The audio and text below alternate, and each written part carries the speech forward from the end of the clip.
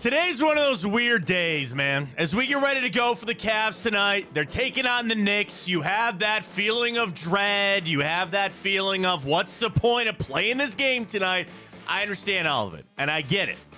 And the difference is, this isn't like the Knicks series last year, where you were like, hate watching this game because you were so angry about how the Cavs were playing. This is different. For a lot of people, including myself, Cavs had already done what I asked them to do. They won their first round matchup. They're facing the team that is favored to go win the NBA championship, and you're staring down the barrel of a gentleman's sweep. There's no part of that that sounds outlandish. There's no part of that where you feel like, oh man, we should have beat the Celtics. Yeah, you got your one win. Maybe you should have won that other game. I get it, right? But I feel like tonight is just, it's different than anything else, because it kind of played out how it was expected to. Now, you had some twists and turns with that. The question is, are you giving the Cavs a pass because they probably won't have Donovan Mitchell tonight? They didn't have game 4, and lo and behold, they played one of their best games, almost won. Probably won't have him tonight. Are you going to give Cavs the pass for that and just say, you know what? That's how it was supposed to play out. We got a lot of Cavs to talk about. Bronny discussing him and his dad, of course, very interesting about the Cavs' interest in that. And it's scheduled release day. Ryan, no need for your passport. You know my passport's been expired for years. Yeah, I haven't looked at mine in Dude, mine's expired. Like, if I needed to go on the lam somehow, I can't go to Canada. Can't do it. If I need to run away from something, I ain't going to Mexico. Can't do it. I'm here. I'm stuck. No passports needed for Browns fans. They're not going international. We'll get to the schedule release a little bit later today. There is more stadium news in the NFL. Yes, every time this happens, I bring it up because it's important to see what the Cleveland Browns are going to do with their stadium. So we'll get to that. Time up, bracket, grid, we got it all on a game day edition right here on Big Play. Welcome to the show, everybody. I am Matt Fontana. He is Ryan Tyler. I freaking hate this. I hate it. You're playing a basketball game tonight that I don't think anybody actually cares about. Like, that's frustrating. And, you know, the uber positive people, right? Well, you know, we came back from 3-1 before. Yeah, this Boston team is not the 73-win Warriors team. I'll give you that. You want some positivity? We've done it before against a much harder team.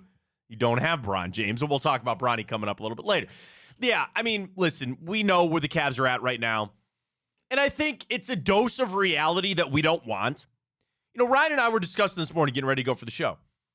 Ryan, how much stuff did I say I have for the offseason? And we're like, we'll hold that up because it's not over, right? I could sit here and ask you, how do you feel about the future for the Cavs? Do you feel like the future is bright? There's going to be just debates and discussion about what Donovan Mitchell's going to do, what Darius Garland's going to do, Brandon Ingram this and Darius Garland that, and like just all this other stuff. I get it, right? JB Bickerstaff's job. That conversation will maybe start tomorrow. Maybe. I don't know. We'll see if the Cavs can pull one off tonight. But most likely we'll start that tomorrow. The question is, as you enter this game with, I have no hope Donovan Mitchell's going to play. I have no hope that he is going to play, right? I believe him that if he could, he would. And there are people that want to get on the hot take artist thing about, he's leaving, he's not going to play, right? He doesn't care about the Cavs anymore. Have you seen the effort that guy's exerted over the last couple of months here? Have you seen what he's had to do with this basketball team just to get him to this point? I don't question his effort. I don't question that.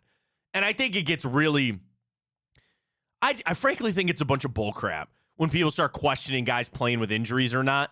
Like, I guess call me naive. I would assume that if you're getting paid that much money, you can play, you're going to play. So I believe 100% that if Donovan Mitchell can't play tonight, he really can't play. And is there a factor maybe about his fear? Whatever. He can't go. I'm assuming he's not going to. And you're going to turn it back over to the bunch that probably put out their best shot against the Celtics the other night. And Boston weathered that storm, and they got the win. Can you do the same tonight? I don't know. The question is, are you giving the Cavs a pass because Donovan Mitchell's been injured? Are you and I think it's even a broader question than just tonight, right? He's not been healthy for all of the playoffs. I really think a healthy Donovan Mitchell, you're 5 games getting done with the Magic. I don't think you need to go 7. and what you might have for the Celtics or not about his health, Jared Allen's health, all that kind of stuff, you'd be in a better spot. I know that. The question is, are you giving him a pass? Because that also comes back to JB Bickerstaff's job, right? If you're going to give the Cavs that pass, you would give the same pass to the head coach. Now, you know where I stand on it. I'm a JB fan. And to a point, I was a defender. It's over. It's over. He's gone. He will not be the head coach of your Cavaliers for very much longer. What if they win the series? Maybe a tougher conversation. Sure. And especially if you came back from down 3-1. Yeah, absolutely. Fine. I'll have that conversation. I don't think that's happening. And there are some people that say that some of the things that JB has done in this series actually have made it a tougher conversation, like that he's all of a sudden been doing a better job. I don't think it changes the conversation. It could be tougher. It could be a harder conversation. I don't think it's changing the conversation. So with that all being said, are you still giving them the pass because you haven't had Donovan Mitchell out there? Are you looking at them and saying, if they only would have had him, right, this and that? Or do you say, this is kind of what we expected? This is what you thought for this Cavaliers team. In the grand scheme of the plan, right? If the NBA printed up a book and the title of the book was How to Rebuild in the NBA, and you said, Chapter 1, fire everybody. Lose 60 games. Lose 60 games. That's Chapter 2. Hang on, you got to fire everybody first. You can't half-ass a rebuild. You want to rebuild, you got to fire everybody. Step 1, fire everybody. Step 2, lose 60 games. Step 3, make the right draft pick. Right. Of this path that the Cavs have gone down, they're a little ahead of schedule, right? On where this team is, the fit of this team, how they put this together. They might have even skipped steps 4 and 5, right? Because you were blessed with this Donovan Mitchell opportunity. And you take it, and there's no part of me that regrets that trade. But they fast-track some things. Anybody who works construction, you know sometimes fast-tracking is not always the right way for a long-term build here. The Cavs, maybe the same thing.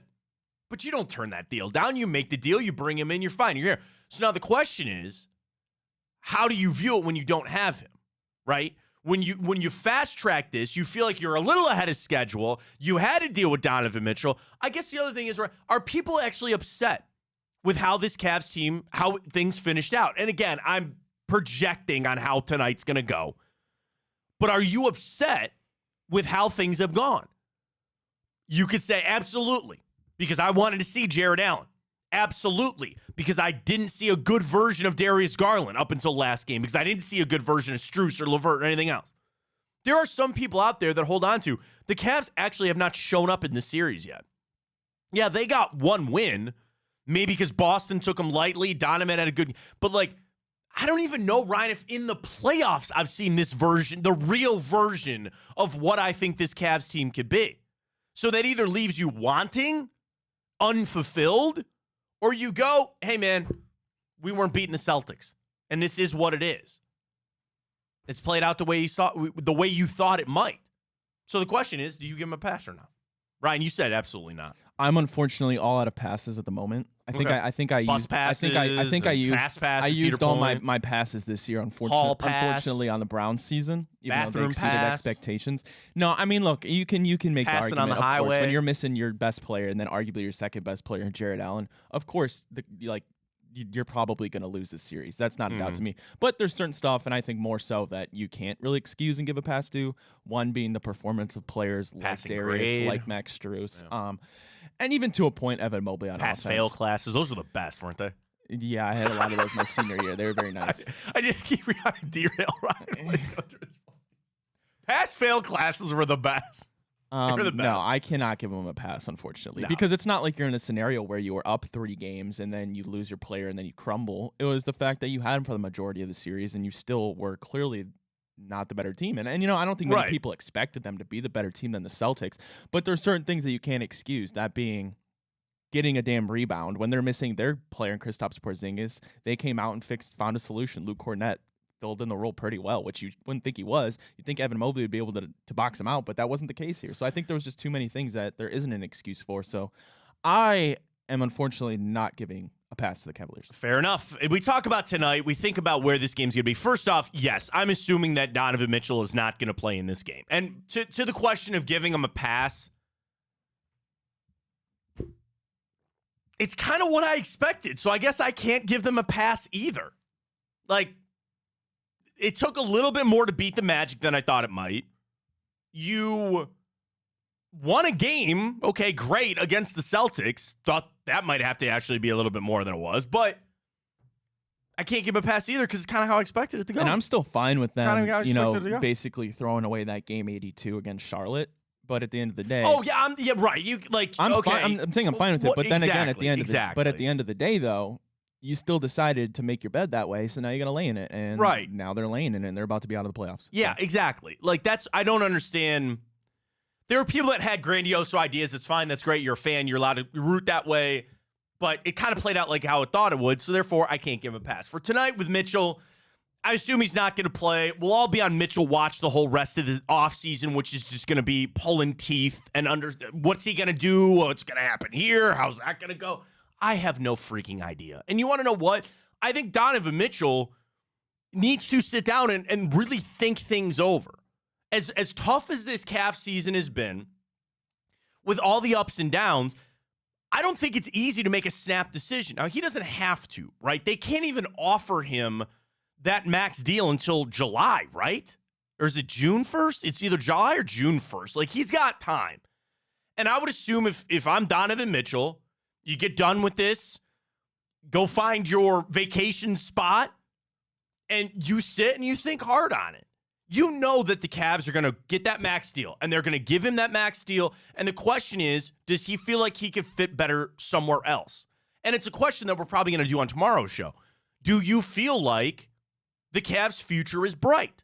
Donovan Mitchell will ask himself that question whenever this ends, right? If it's tomorrow, they get through media availability. By this weekend, they'll probably all be in Cabo or Miami or the beach or wherever they want to go, right? He's going to sit there and ask himself what he values, number one. Does he just want to get paid? Sure, I don't blame anybody. I will never blame an athlete for wanting to get paid. So if he just wants to take this max deal because you got $200 million sitting in front of you, sure. So you're telling me you don't blame Dwayne Bowe? No. I'm angry that he sucked ass when he came here, but I don't blame him for... Bro, and especially for the Browns, they were handed out those contracts like candy, man. There was any player that did something like 4 years ago, oh, we got a deal for you. Here, come on over here. Waste away. Not my money. I don't really care. So I have no problem with Mitchell if he really wanted to sit there and feel like, I'm going to take this deal because I want this money. Sure, stay here. Fine. But does he want to win a championship? Does he feel like he can do it in Cleveland?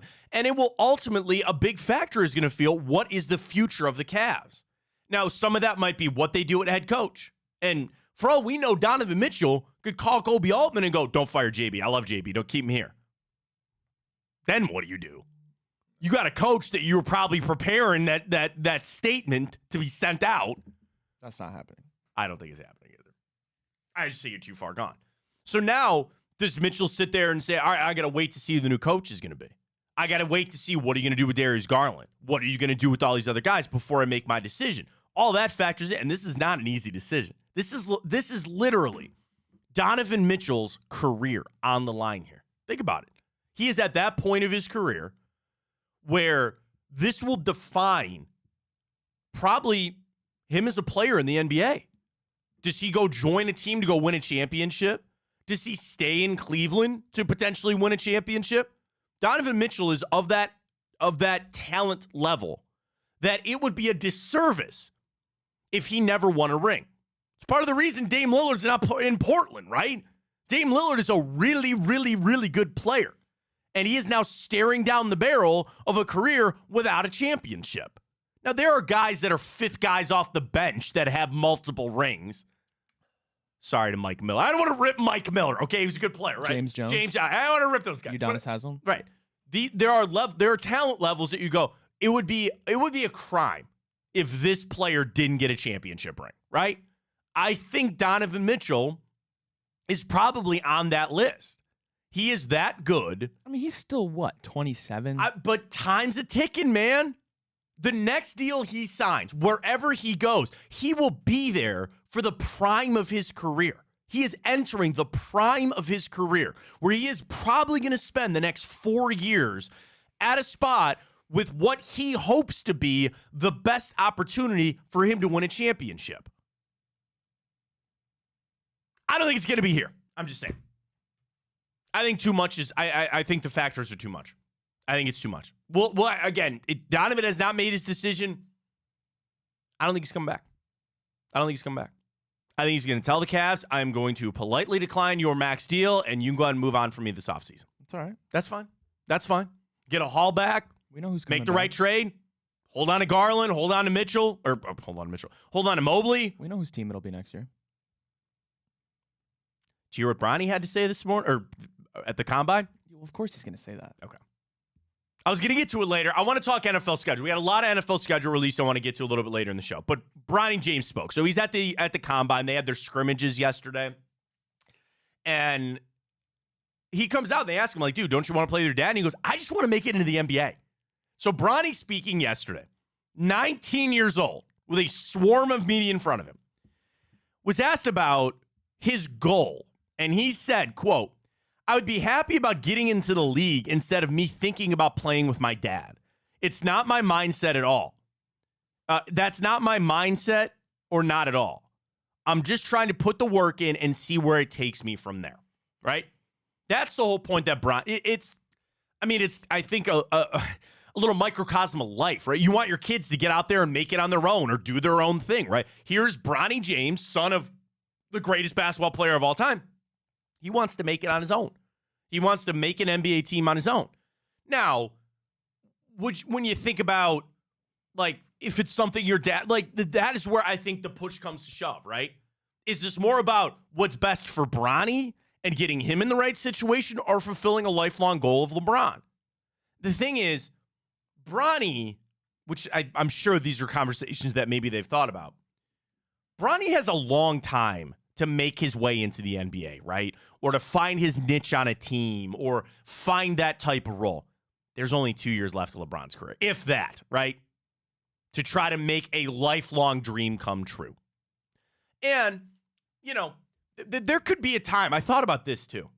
However this plays out, what if, like, at mid-season they just trade for Bronny? You know what I mean? Like, it doesn't have to be right now. There's a little element of each side of it where you're on this short timetable. You got 2 years with Bronny to get it done, but there's also enough time to make a trade or pick him up off the G League or do something like that. You don't need him for the full season. What if they just got a half a season together? Would that not suffice for it? Maybe. I don't know. I think the writing's on the wall. It goes back to Ryan's conspiracy theory, or what he really wants. It's not a conspiracy theory. The wish, the it's want far from of LeBron coming back to Cleveland. It is beyond far from a conspiracy theory. Would you be fine with the Cavs using a draft pick on Bronny, and potentially passing on a player? Yes. Who are you that getting could help in the second this team? round? No, they have first-round picks. They have a first-round pick this year. Dude, yes. It's like 20-something. Yes. I don't even know. Not even a question. You could find the next Jokic, man. This isn't the NFL draft. This is so different. What if you pass on the next Jokic because you want to draft Bronny because you want LeBron to come back for 2 years? Then so be it, Then man. so be it. You're going to live with that? All We're right. not drafting the next Jokic. Well, with that attitude, how do you know? Why can't Bronny be know? the next? Maybe he could be. I don't know. There's I got into that earlier this week, man. We're like, there's so many people just like ripping on this young. He's 29. He's 19 years old. He's 19 years old. Leave him alone. Leave him alone. But I thought that was big for Bronny to come out and say, dude, I got to make my own way here. I know he knows he's probably not going to be a lottery pick. And that's got to be something that hurts a little bit, to be like, somebody might only draft me because of my dad. Like, no, I want to be drafted on my skill. It's a tough situation. I know LeBron has talked about that, where he kind of regrets naming him LeBron Jr. Oh yeah, I would regret it too. That's why he goes by Bronny. Like, whatever. Big difference. Whatever. Again, it's not like you can run from the fact of where you're at. But it's like a yin and a yang, because Bronny is probably in this situation because his dad had him shooting a basketball that young and had him doing all these workouts and get him to this private school and all this other kind of stuff. Bronny's a good basketball player. Think about that. What people fail to realize is that even as much as you want to crap on Bronny James, he is still in the 1% of the best basketball players in the world. Maybe I'm putting too much on that. He's in the top 5% of the best basketball players on this planet at this moment. When you talk about the upper echelon, which is like 0.0000001%, your Jokic is your LeBron's. Bronny is in the conversation of getting drafted. He is in the conversation of actually making an NBA roster. That's better than, dude, how many Division I basketball programs are there? 600? Something like that? What were you doing when you were 19? Barely trying to get through school, playing Division III football, right? Like, that's what people fail to forget in all this. So I understand. I'm like a little sympathetic towards Bronny as I've been. That's a tough situation, man. That kind of sucks. The other side of it, for him to come on and say, that's not my business, right? Because the other thing, with Bronny, in the situation that he's in, you can't pull a Phillip Rivers. You can't go, I ain't going there. It wasn't even Phillip Rivers. I'm sorry, it was Eli Manning. You can't pull an Eli Manning and go, Phillip. I'm not going. I'm not going there. Like, I have to go here. And I don't think LeBron would want to do that either. So the read and the comeback for the Cavs here, I think the read is Bronny, because it's inevitable and it's impossible to separate the two. That is LeBron James' son. And if you draft LeBron James' son, there's at least a potential that LeBron is going to come to your team. So that is inevitable. There's no question on that. But let's play this out. Let's see where Bronny goes. And we'll focus on them playing together later. I think we should wait till Bryce enters the draft. And we should get all three of them. Not be playing basketball anymore. You don't know that. Bryce is 2 years out. That's fine. I think LeBron will be done. LeBron could hoop at 50. Does he want to be that guy? I don't know. There's all those conversations to be had. The thing is, you let it play out, and then you kind of cross that bridge later. Because LeBron's got a lot on his future. I think LeBron's number one focus has got to be, I got to win another ring. We've had that debate. What do you think is more important to him? Winning another ring to get closer to Jordan or playing with his son? That's for LeBron to figure out. One is 1,000 times more attainable than the other. Him playing with his son could be done tomorrow if he really wanted it to be. I think LeBron needs to figure out where's the right situation for him, whether that's the Cavs or not. By the way, another day removed from LeBron being at the Cavs, it has further entrenched my feeling that he was just fucking with us. He seriously was just messing with us. Yeah, but it's both. Like he was, but it's no. It's like there's a means to an end for him. And again, I'm not ripping LeBron for that, but you got to understand. He's coming home. It's written on the wall. You find who benefits. You start with who benefits. Like, you realize what he was doing. And it just even makes it like, no, he's not coming back. Yes. He's not coming back. I can't wait for you. I can't wait. Save this clip. You have a ton of them. You have so many clips of me saying this exact same freaking thing. So then, okay, if he comes back, then you're going to force me to get a tattoo, yes, right? Yeah. It could be, I'm not saying you have to get a LeBron tattoo or anything. You could get whatever you wanted. I'm not doing that. It could be whatever you wanted. Okay, fine. All right, bet. You have to pay for it. It could literally be whatever you wanted. Okay. All right. I mean, I don't know what else to tell you. He's not, so I don't have to worry about it. If LeBron comes home and then next year they win a championship, will you get a LeBron tattoo? No. Why? No. Because, like, I don't know. Will you get his face tatted on you? No, I would never do. I'm not getting another man's face tattooed on me. That's just not happening. Do you watch Impractical Jokers? I know of the show, yeah. Sal had to get Jaden Smith's face tattooed Is on that his what thigh, that is? I wondered about that. That's so creepy. That's so weird. Here, I'm going to send you a DM. They're talking Donovan Mitchell on Get Up. Do you want to, what do you want to the show account or your account? Show account? Yeah, that's fine. All right, I'm sending it to your show account. Right? Our show account, at Matt Fontana Show. This is interesting from Wendy. I just sent it. Pull it up. Get it going. Let's talk NFL schedule release, and I'm going to make you have to double up everything because we got to talk schedule release. Can you pull this clip up quick? Is it fine if it's just the sound? Yeah. I think the most... Here, okay, let's pause it real quick. Sorry. This is courtesy of ESPN and Get Up. This is Brian Windhurst this morning talking about Donovan Mitchell, and the blurb is what teams could pursue Donovan. Here's Wendy. That Donovan never indicated that he ever wanted to be traded from Utah, but the Jazz knew he was probably unlikely to stay. I don't think that Donovan will ever say, I don't want to be in Cleveland. So the question is, for an organization and an ownership who have lost players like LeBron, if Donovan just simply says, I love it here, and I'm not going to extend, what do? Do they roll the dice with this team again, or do they say, no way, we got to take action? And that is a huge potential question coming for June and July. Well, that was the thing you were saying, though. He hasn't said, I love it here. So that puts them in a tough spot. He's very savvy. He's very smart and very savvy, and his reputation has been unencumbered, and yet he has already been traded once. He's reached the point in his career, he will get to the point where he can now choose what he wants to do. That's what players earn, right? They play. He's played out his contract. To your point, he never forced his way out of anywhere. He's not done anything wrong, and he wouldn't be doing anything wrong. To say, I don't want to extend my contract. I want to leave my options open. I want to see next year. I've earned the right to figure out what the landscape is for me. The Cavaliers have a tough decision to make, and if I'm them, I trade him. Because the risk of losing him for nothing is devastating. Yeah, he could also extend his contract. Oh, no, if he does that, then there's nothing to talk about. Right. What I'm saying is if he doesn't that's not do true, that, Greeny. That's not true at all. You just sort of laid out a binary proposition. No. The third option is he resigns. Well, then we have there's nothing left there. I'm trying to walk the line because I don't want anybody to freak out in my hometown of Cleveland. But there are a number of teams that have their offers ready. Are the Lakers one of them? They're ready. There you go. Of course. The Lakers? Absolutely. The Knicks? I don't think the Knicks are trying to win this Eastern Conference Understood. Series, but certainly across the river there in Brooklyn. In Brooklyn.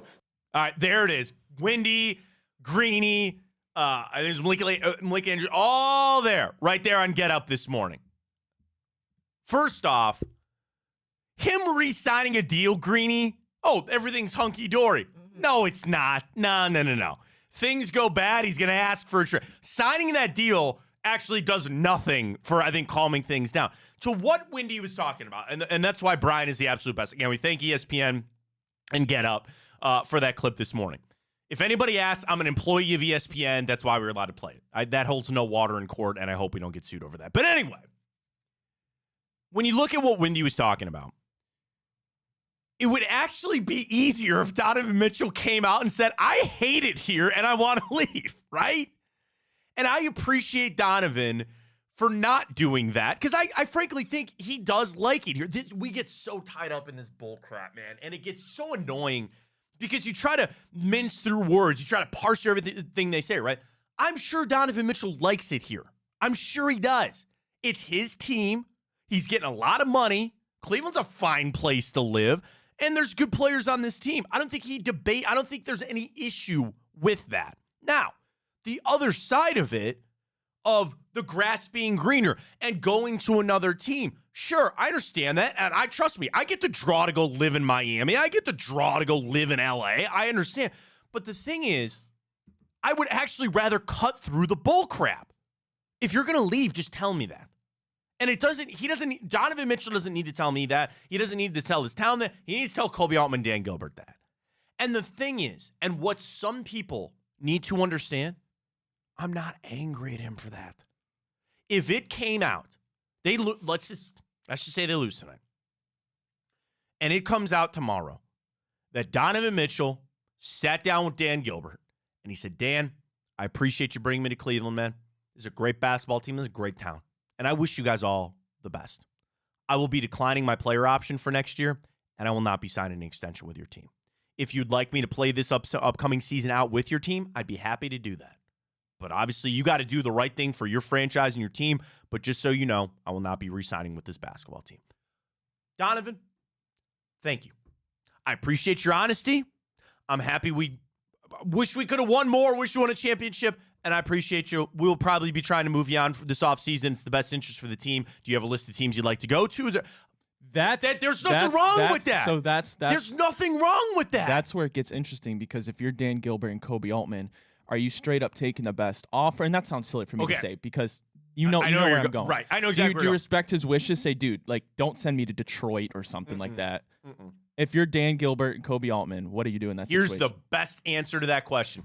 To me is your best offer is going to be the place that he wants to go. It could be a best of both worlds. No team will give up as much for Donovan Mitchell as the team that he says he wants to go to. Because it's going to be a win now team. Right. Well, not even that. It's they believe he's going to re-sign he's going to re-sign there. Oh, sure. Yeah, that's my bigger thing. It's going to be a team that he wants to go to. So if it comes but there's been instances where look at Paul George with the Thunder. They thought he was going to re-sign. Yeah, but that's also because the Thunder just became a really bad basketball team. But point's still the same. Somebody's calling me. I don't know who it is. A little concerned. Now I'm all worried it's my kid's school. Isn't that why we traded for him? Well, no, but like you trade for him for this short amount of time to try to prove to him that you can win here with him. And we had more time than the next team will. Right. Well, not necessarily, because you assume that if you're going to make that, it'd be similar to the Cavs trade, right? Like the Cavs, if anything, the Cavs had to make that move 2 years early, right? Could you imagine if you traded for Donovan Mitchell now? Now, you would not be in the same situation you'd be without Donovan on this team, where you're at in the playoffs, but the development of Mobley, the development of Garland, the contracts to get passed out. There's going to be a team that if Donovan says, I want to go to Miami, if that's the place that he really wants to go, your best deal is going to come from the Miami Heat. Give me Tyler Hero. I don't want Tyler Hero. You just said weeks ago. What do you mean weeks ago? You said you would take Tyler Hero. We're talking about yes, you did. And I agreed with you. I'm not trying to throw you under the bus. I agreed with you. Yeah, I don't know. Hang on. Turn my mic off for a second. I get so paranoid that it's my kid's school.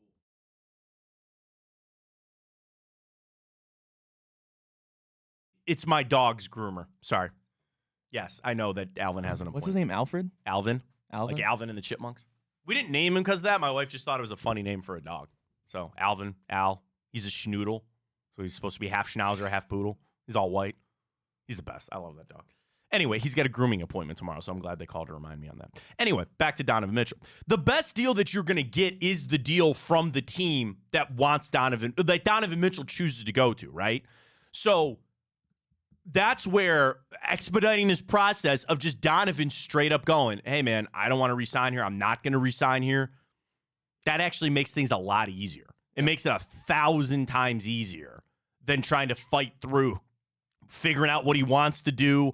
And the thing is, Donovan does have to look at it from that standpoint to say, hey, this team, are they built for me? Are we built to win a championship? Is it going to have to be me exerting all this effort for us still to get gentlemen swept out of the second round? Like, those are all things that factor in. I would have to, and just to go back to what Wendy said, we played the clip there from Get Up a little bit earlier. I believe that teams are lining up their offer because they feel like I do. He's not coming back. But there is no part of me that gets angry about the trade. There's no part of me that would get angry at Donovan Mitchell for saying, I'm moving on. I think that's how most people feel. I don't know. There'll be people that'll hold against him. Well, and again, at that point, what does he care? He didn't play here anymore. So he's like, all right, that's fine. Be mad at me for leaving. Okay. I'm sure there were Jazz fans that were mad. He'll still be in the record books that's here. Fine. That's fine. And if anything, it gives you that clarity. Again, that's my biggest thing. I had a coach tell me one time. He goes, Matt, I can coach you when you make a decision. It is indecision that I can do nothing with. When you're in between something, when you can't decide what you're going to do, then you're screwed. You're fried. Because at least if you make a decision, at least you're going hell-bent on that decision. He goes, make a freaking decision and go with it. The same thing here with the Cavs. This wishy-washy stuff, this is what we're doing, this is what we're not doing. At least you will have clarity. At least you will know where you're going. Now, does that mean you're putting a lot of pressure back on Darius Garland to show back up? Sure. Does that mean more development from Evan Mobley? 1,000%. But at least you know your path. At least you know where you're going. I still don't think it's LeBron. But at least you know where your future lies. That's not with Donovan Mitchell. That's fine. Again, that's not reporting. That's how I feel. Hey, man, I just don't think there's a way. I don't. All right, let's flip over. Talk some NFL. Our Twitter question is up at Matt Fontana 83. You can at Matt Fontana show as well. Number one, are you giving the Cavs a pass because of the Donovan Mitchell, Jarrett Allen injuries? I voted no because it's just played out how I thought it was going to, so I say no. Ryan also voted no. All right, schedule release day is today. We already know Browns not going overseas. Well done. I don't want to go. Not that I would go anyway. The overseas games for me, the only thing I care about is I get to wake up at 9 a.m. and watch football. That's it. So if it is then a hindrance to my team in a year that I have a lot of things I need to get figured out, Deshaun Watson's play, all that other kind of bull crap, it's a nuisance that I don't need. It is. It's a. That's what I'm looking. Not avoid. It's a distraction. I'm fine not going. That's cool. Now, are you basically then signing up to go next year? Because at that point, it's been 8 years since the Browns had gone. If they go next year, but I'm super happy they're not going. The question we're going to post again at Matt Fontana Show from the schedule game. What do you care most about when it comes to the Browns schedule? A, primetime games. B, road games, about when the road games are played. We know who the road opponents are. But, like, are you planning to go to Vegas? Are you planning to go to New Orleans? Are you planning to go to Jacksonville? You care when the road games are. Do you care most about when the bye week is? That's the most footballsy answer there, about when the bye week is, because everybody wants it to be middle. We've been screwed with the early bye before. We've had the late bye in the past. When is the bye week? And the final, if you want to put it up, Ryan, when are the division games? Do you want division games? I mean, usually the NFL likes to get some early in the season. You obviously want them late as you're trying to decide division crowns and things like that. But when are the division games? Anything else? So those are my 4 options. What do you care most about with the Browns schedule? Primetime games, when the road games are, when the division games are, or when the bye week is? Do you need one more? No, I mean, we can go with 3. Okay. Which 3 did you go with? Oh, did you say 4? Yeah. Oh, I missed it. I only heard 3. That's what I said. One was when the prime I gotta time. delete because I didn't include Delete. Put prime time in there. Delete. Too late. It's already screenshotted. It's out there forever. Primetime games, when the road games are, when the division games are, when the bye is. That's it. That's what I want to know from the people. And people, trust me, people will play the schedule game, which I think is fun. And it's always like, don't you always come up with some like 11, 12 win football team every year? Like, oh man, the Jacksonville Jaguars suck. Oh my God, we're going to catch this guy. The thing is, we know that the strength of schedule is tough. And then I go to Warren Sharp. So Warren does a lot of analytical side of things when it comes to football. And he said, throw out your strength of schedule argument. The thing that Warren looks at, the projection of how good the team is going to be this season you're playing. So I guess here's my basic point, right? You look at Cincinnati, and they finished with a 9-8 record last year. You, me, and everybody assume that they're going to be better than a 9-8 football team this season. That's how Warren comes up with his strength of schedule. It paints a little bit better of a picture. Instead of having the hardest or worst schedule in the NFL, Browns had the 3rd hardest, based on how good the AFC North is going to be, how we pulled divisions with really good teams in them. We're going to have to play them, so be it. But you don't have to go overseas, which I think is a big thing. On the primetime game, back when the Browns sucked, which I'm happy that they're not there anymore, but when they sucked, I used to care a lot because it was something that symbolized, like, I was fighting for, like, not validity, but like I was fighting for acceptance as a Browns fan, right? Because they were so bad, we would always get our one customary Thursday night game. But didn't it feel good the year that they go, you got Monday night games now, you got Sunday night games now. You felt a little bit of an acceptance for how bad the Browns were. I'm not there anymore. So that's where I don't mind primetime games. And I know what that stadium is like for Monday and Sunday night football, and I don't want to rob people of that. I'm all for it. But I got to tell you, Ryan, I actually don't really care about how many primetime games they have. I'd like one. Give me one Sunday or Monday night game, preferably at home. And outside of that, I don't really care. Yeah, I've said that. I'm a man of routine. So I love my 1 o'clock games. I think that's the absolute perfect time to watch football, watch my Browns play.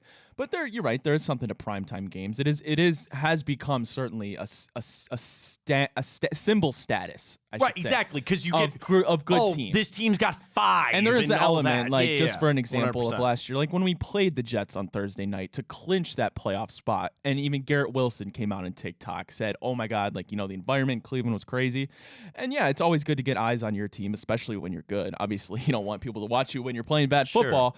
But there's that element to it. It is certainly a status symbol. Well, the players love it because they want to be on a stage like that. They get up sure, for it. 100%. Everybody loves being on national television. So 1 or 2 is good, but I'm definitely a man of routine. So I'm voting the bye weeks, especially because of last year. The thing I care the most about is division games.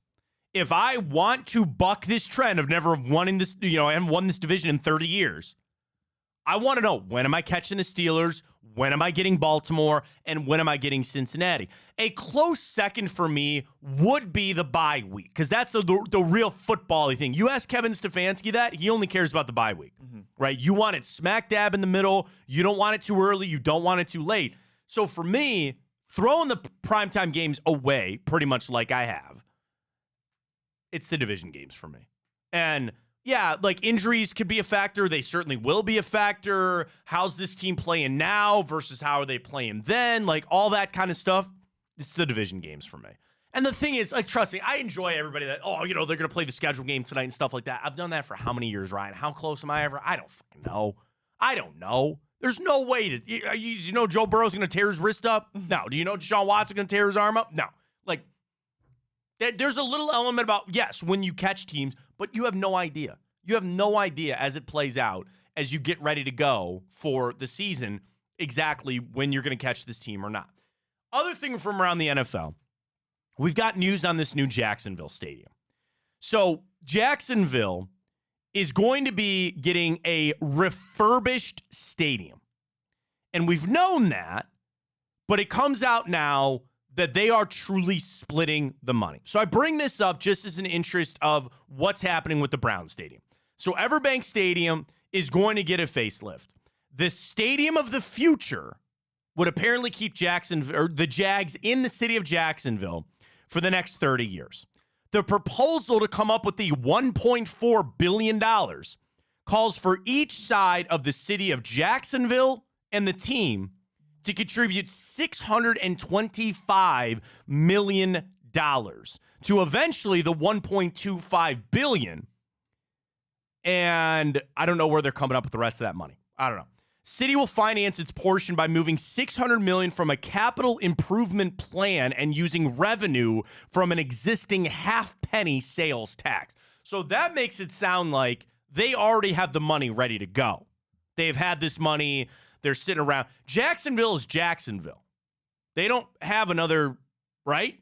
They don't have a basketball team. They don't have a baseball team there. You got Tampa Bay, Miami. You got Tampa Bay football. You got Orlando basketball, right? There's no other professional sports, the major sports, right? Not that I know of. Not that I can think of, right? So they're the only game in town.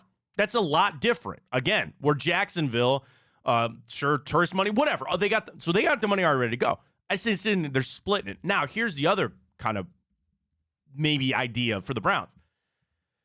They are going to begin construction in a couple of years. They will then reduce capacity in 2026. They will send the Jags to go play in Orlando or somewhere else for the 2027 season, and then they come back to a brand new spanking stadium in 2020. I say brand new of like the stadium will be refurbished and redone. I continue to believe that is one of the biggest holdups or one of the big issues about the Browns and their situation. They've got nowhere else to go. Now, I don't know this. I've only been to Florida a few times in my life. How far is it between Jacksonville and Orlando? It is a 2-hour drive. That's no different than going to Columbus. That's no different than the Browns going to play in Columbus. And again, it was either Jacksonville or somewhere else. I can't remember. Might have been Tampa. I don't know. But still, that's even further. 2 hours away. So if that team is doing that, why can't the Browns do something like that? And that's obviously asking Ohio Stadium that if you go play there on Sundays, that's, probably asking the NFL that year to get only the 8 home games. We'll play 9 road games that year. Maybe you get an international game that year. I don't know. There's a lot of asks in that. But I watch what Jacksonville was doing here, and I go, okay, that seems like a path that works. You splitting the money, go away, come back, figure it all out. I don't know. I just keep an eye on all this kind of stuff because it's going to impact the Browns. It's going to impact what the Browns are going to do with their I keep saying schedule because on the schedule release day. It's going to impact the Browns and what they do with their stadium. Have you heard of the East Coast Hockey League? Yeah, ECHL, right? What's that? Is that like? That's like minor. That's like That's not even the AHL. Like the ECHL. Is it like a farm system? It's a farm system. There are teams that loan guys from AHL down to the EC. Let me try to put it this way. So if you imagine the NHL being the major leagues, AHL hockey being AAA, the ECHL is like AA. Well, the Chicago Blackhawks affiliate is the Jacksonville Lizard Kings. Good one. Good team. I have no idea. But still, like, why were you looking to see if they could be able to go play somewhere else? I was just looking if Jacksonville did, in fact, have any other pro teams. For another professional sports team. Yeah, it's like a AA affiliate team. So no, to answer your question, no, they don't. So that's the thing. It's different than the Browns. Jacksonville's the only game in town. They don't want him to leave. They can't let him leave, and it sounds like they already got the money set aside. So there it goes. I thought this was interesting. Bill Bender this morning. We should get Bill on the show. I got to talk to Bill. Sporting news. He ranked every single college football head coach from 1 to 134. Jeez. What an exercise from Bill Bender. Do you think you can guess the top 5, according to Bill? Maybe not the order, but I assume I could probably. Yeah, probably. Okay, go ahead. All right. Okay, so I'm just going to throw some flyers, and I don't know if they'll be top 5. But I got to mention Kirby Smart. Kirby Smart is number 1. There's no question on that. Number 1. Okay, Saban's gone. So yes. I wondered, is Dan Lanning in there? No. Okay. Did he put DeBoer? He did put Kalen DeBoer. Okay. He did. Or DeBoer, DeBoer. He did. He did put him at number 3, by the way. So you're missing 2, 4, and 5. He didn't have the croutons to put Ryan Day in there. He put Ryan Day at 4. He did. He put Ryan Day at 4. So I'm missing what? So you're missing 5 and 2. 5? 2 might be hard. Really? Yeah. 2. See, I'm biased. I'd put my boy Fick in there. No, he's not in there. No, he's not. Okay. Show me a little something in Wisconsin Harbaugh first. would have been in there. Probably, but he's not. Okay.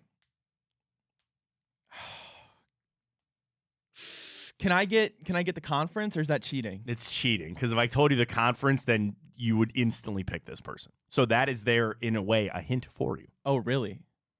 If I told you the conference and I said that there would be no question you would pick that guy, it probably wouldn't be the former Pac-12. It probably wouldn't be the Big Ten. It probably wouldn't be the ACC or SEC, ACC.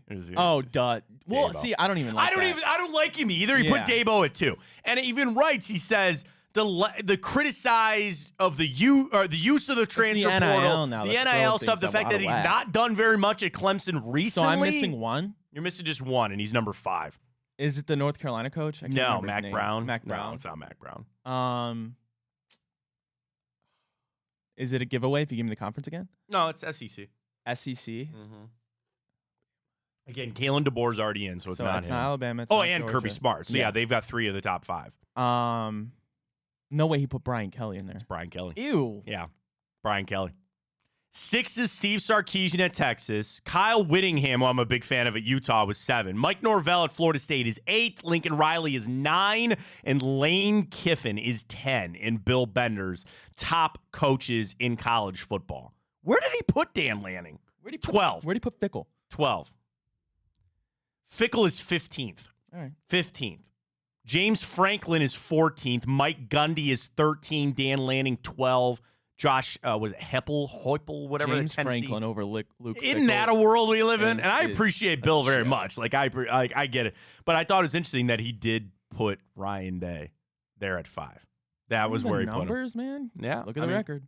Well, it's also about how much you're given versus how much you're getting back. Like, that was part of the big thing about some of these guys that up and come, right? Like Luke Fickell. Look what he did at Cincinnati, not having the resources that some of these other schools do. Now he's got the resources. You better step up. Ryan Day has always and forever had the resources and maybe not always had the return on investment that you're looking for. He was born on third base. Well, when you get the job at Ohio State the way that he did, I would say born on third base, but like, yeah, it was second base, maybe.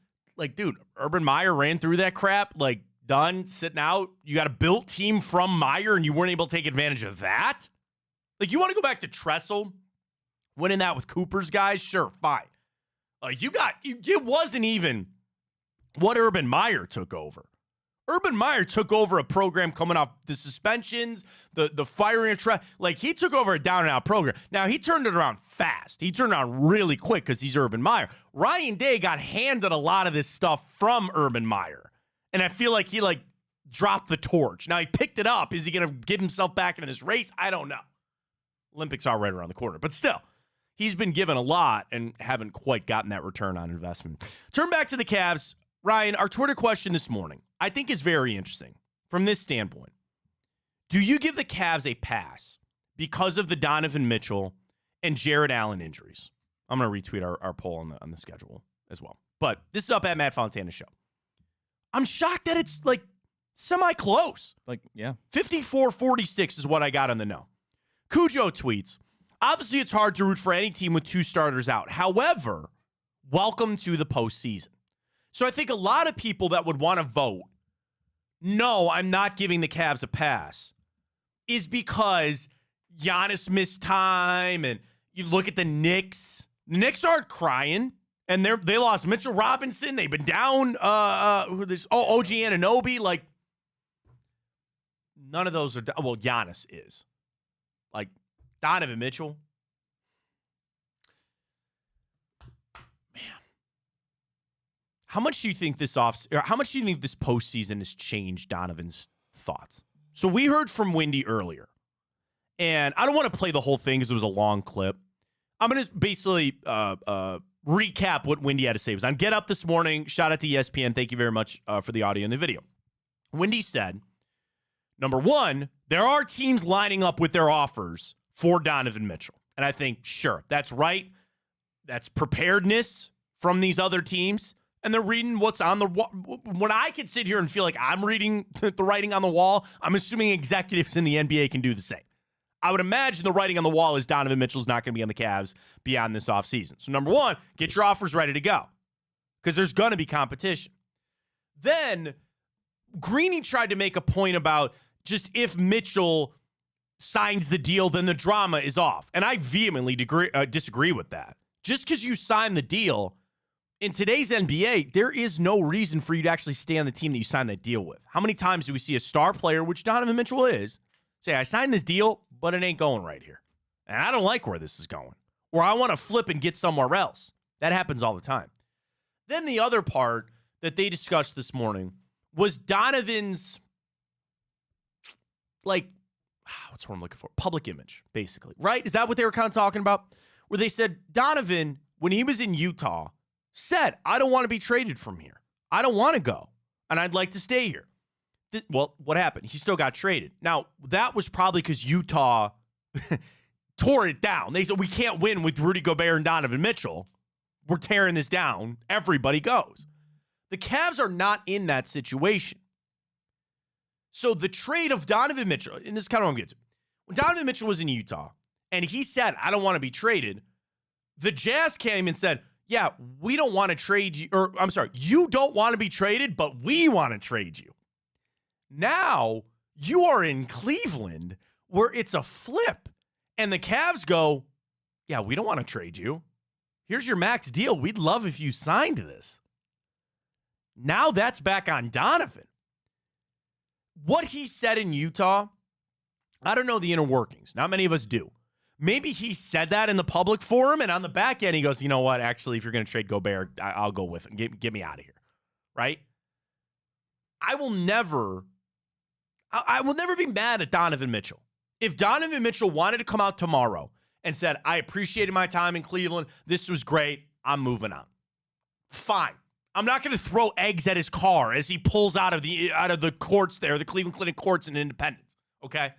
You came, you played, you gave max effort, you tried really hard. It didn't work here. Now we're going this direction in the future. Are the Cavs better in this future without Donovan Mitchell? Probably not, but it's the only future I've got. You're going to have to trade him away for picks. You try to take the best offer. I think the best offer will be the team that Donovan chooses to go to. There's a lot of that to unpack. But this still falls on Donovan Mitchell, unlike at least how I view the Utah situation.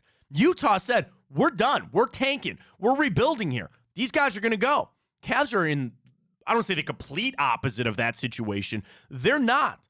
If they get the rebuild forced upon them by Donovan wanting to leave, then we'll have that conversation. But if you ask Kobe Altman and Dan Gilbert right now today, what would you like to happen? It's Donovan Mitchell signing that extension.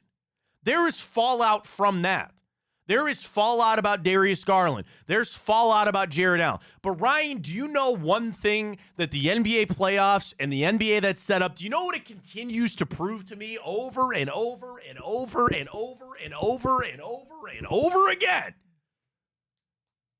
You don't have a star player, you're pissing into the wind. You don't have a Jalen Brunson. You don't have a Nikola Jokic. You don't have an Anthony Edwards. You are wasting your time. Jason Tatum, as much as you want to rip on Jason Tatum, as much as you want to look at the Pacers and say, oh man, look what they built up with Tyrese Halliburton, and oh my God, Obi Toppin. You mean everybody knows they're not winning a championship. And in fact, I actually think the Knicks are going to close it out here in Game 6 coming up. All right, nice win. We'll go around the association in morning update. You mean everybody knows they ain't going anywhere because they don't have that star. Donovan Mitchell, is he Jalen Brunson? Maybe, I don't know. They're close. He's not Jokic. I don't think he's necessarily Anthony Edwards. Shai, why is the Thunder where they're at? It's because they have Shai. Because he's that good. You mean everybody know that if you lose Donovan Mitchell and you don't have that star to replace him, you're wasting your time. And it's not that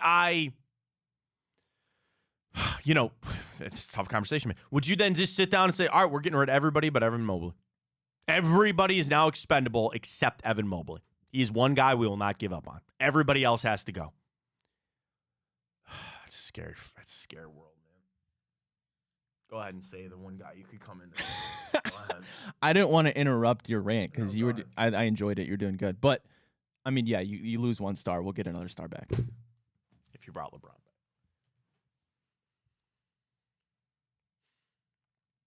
Do you think the Lakers would make that trade? For Donovan Mitchell? Donovan Mitchell for LeBron. Probably. I think they would too. Oh my God. It's going to make my head hurt, man. It's going to make my head hurt. But like that's the situation we're staring down the barrel. And again, I hate doing this on a day that you have a basketball game to play tonight. I'm going to put money that I will happily lose on Tipico. I'm going to pick the Cavs to cover tonight. Okay. I don't even know what it is. 15, I think. Oh, jeez. Oh, man. Woo. All right. I have no choice to take them. And I will. I'm going to do it right now. Folks, Tipico, get signed up right now. Here we go. I'm taking the Cavs plus 15. I'm doing it. I just can't watch this team. Like, frankly, okay, when it's a spread that big, I'm talking myself into this, Ryan, seriously. When it's a spread that big, do you trust the Celtics to cover? When Not the way they've been playing at home. Right, that's exactly my point. When it's something that big, I don't question about the Cavs. I question more if the Celtics are going to close that. Done. And we have our boost that we're working on. We're going to send a boost over there to Tipico. Folks, get signed up today using the code Fontana150. Here's what you do. You deposit $150. I know it's a big ask, but you'll get it back when you use the code Fontana150. Deposit $150 as a new customer. You will then get two $75 protected bets. You can place it on hockey, basketball, baseball, whatever you got. And then you're off to the races to get your cash back rewards. Remind me, Ryan, I got to ask Padone what last month's total was passed out, because I know you go back to March. You go back to March. They passed out $1 million worth of cashback rewards to the betting people on Tipico. That was just 1 month. So I want to find out what April was last month to see where it is. Cashback rewards are where it's at. For bets you would normally be placing, you're getting the cashback, parlays, and straight. Right in there, right to your account. It's that easy. They are the best cashback reward system in the industry, folks. Then you add in the boost that I just love so much, the variety of the sports that are in there. It's everything that you need right there with Tipico. For new customers, use that code Fontana150. Deposit $150. You get two $75 bet credits. I'm sorry, two $75 protected bets into your account. You're on your way to the cashback rewards. It's all there. Terms and conditions apply. If you have a gambling problem, please call 1-800-GAMBLER, and the promotion of the 150 for new customers only. But for you current customers, still got our promotion going on with Manzardo home run. He hits one, guards win. You'll cash that, and we're also going to be giving away some tickets to go see the baseball team in action. And then we give away stuff on Twitter all the time. Yes, we do. Give away some Tipico credits on Twitter all the time at Big Play. So follow us there. Got you locked and loaded. All right, let's catch our break of the morning. Kevin O'Connell said everything's going to work out with Justin Jefferson. Will it with J.J. McCarthy throwing quarterback at you? It's right. He went there, right? Bo Nix went to Denver. J.J. McCarthy went to Minnesota. Penix, Jaden Daniels, Drake May, Caleb Williams. Oh, my God. bring up Caleb Williams play. This is not ripping Caleb Williams. Bro. I must have missed this. There are videos of Caleb Williams throwing on air, and people are like, oh my God, did you see that? They're doing tricks on it. There was a video. I swear to God, somebody said that they've never seen somebody throw a football like that. I'm like, oh, are you insane? Are you nuts? It's on air. There was nobody defending him. Oh, that ball placement to DJ Moore. That is, oh my God, it's so insane. I think that is completely nuts how people are. I feel bad for Caleb Williams. He's all hyped up, all this other kind of stuff. But anyway, that all aside, we'll get to that morning update. We'll go around the association. We got all the games from last night. We'll get back into the Cavs for tonight as well. We'll get to our Tipico boost eventually. We got the grid. We got time up. We got it all. Does Nick Padone have sources? What? He tweeted week 1, Cowboys at Browns. Week 2, Browns at Jaguars. Week 3, Giants at Browns. Is that what he's asking for? I don't know. No, he tweeted it. I'm assuming he's got sources. Okay. Let me see. What, Padone sent this out? Hang on. Right? Where'd he get it from? That's what I just asked you. Browns at Jags, Giants at Browns. I mean, okay, all right. I'm going to tell everybody how this goes. There are people that get the schedule early. There are people that have the schedule right now. There are people that I could ask to send me the schedule. I don't want it. Do you want to know why? Because you get in trouble for leaking it. When I would get it, and again, I could get it right now. I would actually tell Padone, man, that's probably a bad idea. They're going to find out. Okay. I'm not trying to do this on air. Like, I seriously need to talk to Padone. They will send fake schedules out to see where it's coming from. Really? So they probably only told one person that the Browns and Jags were the second game of the year, and that somehow they made its way to Padone, and now they're going to find out. I'm just saying. Like, when I would get the schedule in the past, I would send it to no one because I knew. Now, granted, I was given the right schedule. Like, I know for a fact it was the right schedule. The reason they give it to it early, so the writers can have a story ready to go. So when it gets published, it's embargoed. Everybody knows what an embargo is. They tell you, you cannot reference this, you cannot tweet this, you cannot talk about this, you cannot write about this until 7:05 p.m. Eastern Standard Time on the 15th of May. Oh, it's payday. That's right. Congratulations for everybody. Okay, that's fine. Okay, that's fine. If that's what I believe Padone. I hope Padone is right. I hope that is correct, and we'll see how it goes. But the schedule will come out a little bit later. I will just wait for that. Because, again, there's rumors left and right. There's all these people think they got it, all that kind of stuff. We'll see. All right, break. We'll get to our Tipico boost, grid, time up, all of it. Hour 2, stay with us right here on Big Play. Well, how do they know I'm doing this? Did somebody leak this out? It's social media. Oh. That's the way social media works now. I thought maybe you were just running that yap.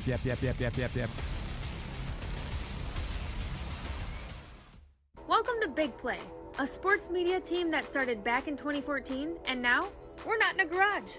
Look at us, incorporating some of Cleveland's favorite sports personalities, bringing you fun and compelling content from downtown Cleveland. Coming to you live from the shores of Lake Erie and Burke Lakefront Airport, join Team Big Play for all the best sports talk in Ohio. Check us out on social media at Big Play, bringing you fun and compelling content from downtown Cleveland. Anthony Schlegel, just how physical he was. You saw the girth and the power and everything he was bringing to the table, especially when he was a nice beefy 255 playing middle linebacker. We were called soft last year. You don't want to be soft, especially when you come to the playoffs. So that's going to be a process throughout this season of establishing us as a harder team here in the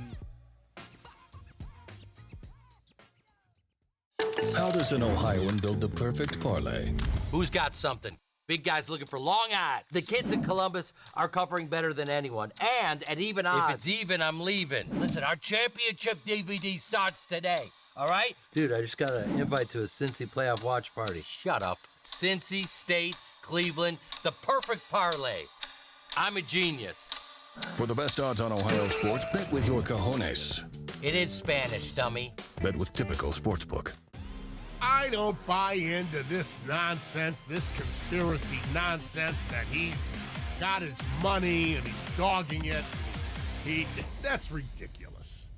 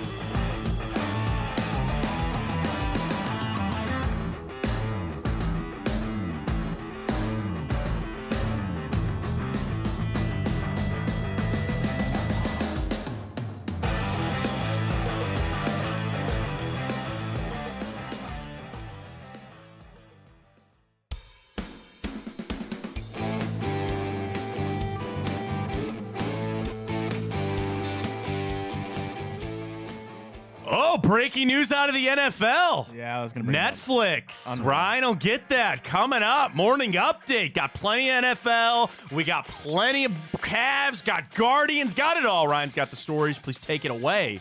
Hopefully you got that Netflix password from somebody. I got my own. My wife pays for it. Yeah, we have one of our own, I should say, but guess we're going to have to be there. All right, well, the Cavs season is indeed on the line tonight as they tip off in Boston, 7 p.m. Series is 3-1 in favor of the Celtics.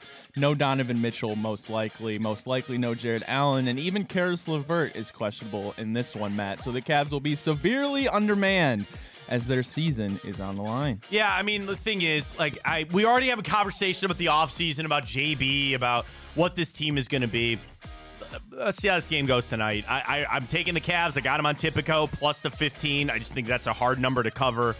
You want to see the fight. You want to see the want. I think the one thing that I've been avoiding about talking about is, does this game mean something for JB Bickerstaff? Does this game mean something to the organization to see him go out there? Does he have his team fighting? As much as we talk X's and O's, what do we know about NBA coaches? They get fired when their players turn on them. They get fired when they lose that locker room. Do you see this Cavs team go out and give not the professional effort? Do you see guys that are going to scrap and fight and actually believe they can come back from down 3-1? That's what I want. That's what I want to see. Is it going to happen? Probably not. But I want to still see that effort tonight. And what that might mean for JB, you know how I feel. I think you've crossed that line. Cavs will be looking for a new head coach. And I like JB Bickerstaff. I'm sorry it didn't work out well here. You see this freight train that's just coming at you. And it's Donovan Mitchell leaving. It's a new head coach. It is a full-on rebuild. And at that point, do you then move on from Jared Allen?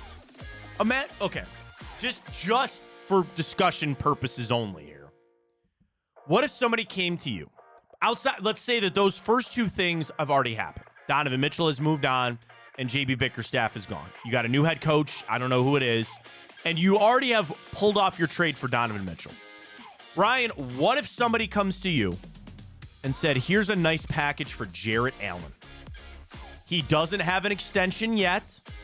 Here's some more picks, maybe a player or two that you like. Would you pull the trigger on that move?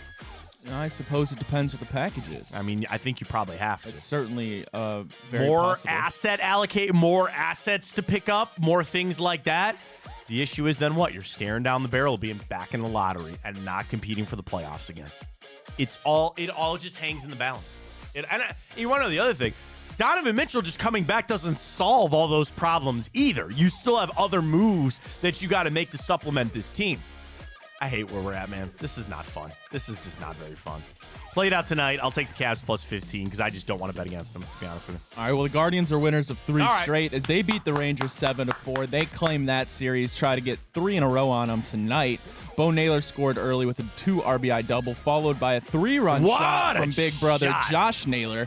Ben Lively gets the win. He's 2-2 on the year. Clase with the save. Yeah, I mean, at the end of the day, like, you know, you got out to a big lead. You had a massive inning that you just smoked them, and then you let them back into it a little bit there. Hey, you held on. You got the win. Rangers are scuffling. Finish this thing on out. Well done. Who do we got on the mound tonight? McKenzie, right? I've not seen Tristan on the hill in quite some time. Stand by. Stand by. Carlos Carrasco. Cookie. Get it done. Let's go, Guards. All right, Matt. Well, Caitlin Clark made her WNBA debut last night. 20 points, 10 turnovers. That's the most in her career. Matt, is Caitlin Clark a bust? No. Yeah, it sucks. Oh, my God. Rescind the Nike deal. Take it all back. The streets you know, are asking. I just feel bad because it's like she knew everybody was watching. And the thing is, most people understand, like, she's still going to be a really good player. Dude, that 3 that she hit, her first basket, where she was on that right wing and she gave just that little like shoulder kind of shudder and she just blew right past the Caitlin Clark's going to do just fine. But a lot of eyes on the game. I saw some people with the tweets about the physicality of the game. I'm like, yeah, you must not have watched a lot of college women's basketball. They play. I mean, they let them play. There's a physicality level to it. But I think even the excitement, right? You got news about these teams and the star players that are coming out and all that kind of stuff. It's good for the WNBA. You got your debut. 1 in the books for Caitlin Clark. I think she's going to be just fine. A lot of people on the under, though. A lot of people that it was over 20 didn't get it.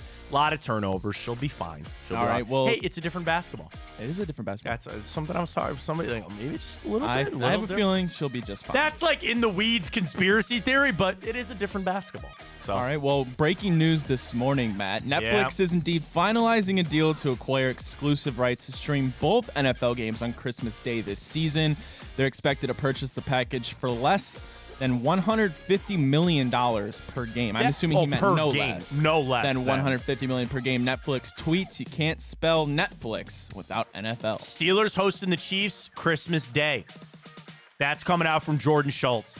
So think about it this way of how I think it's supposed to be set up. There's only going to be 4 teams that are going to be playing on those Wednesdays.